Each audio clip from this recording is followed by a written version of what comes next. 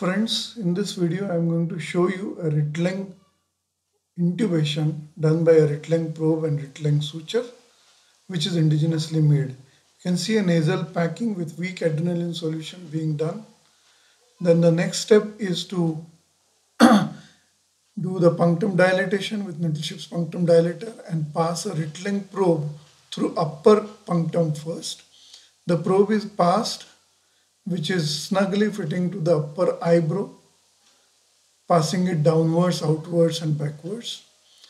Then the stellate from the probe is removed and the suture is passed through the probe. The suture starts stucking up. At that place, you have to withdraw the probe a bit and then pass the suture again.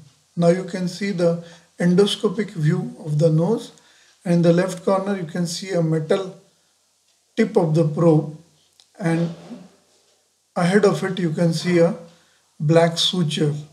The suture is retrieved with a small metal hub, metal ball.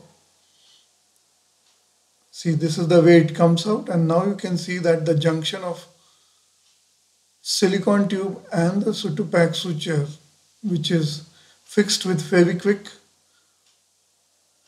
comes through the nose. The same steps are being taken for the lower punctum so that we make a C loop of the silicone tube from upper punctum to the lower punctum. See now that the lower punctum is also intubated, and once both ends are through the nose, the knot is tied in the nose so that the knot lies above the ala of the nose. After 3 months, this suture is removed after cutting it from the eye. Now you can see the method of making this suture.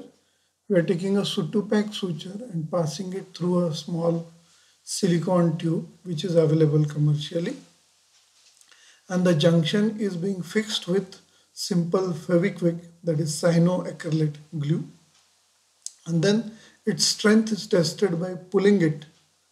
Once it is ready, the C kind of loop is made. On the both ends of it there is a black Sutupac suture, and that can be ETO'd sterilized.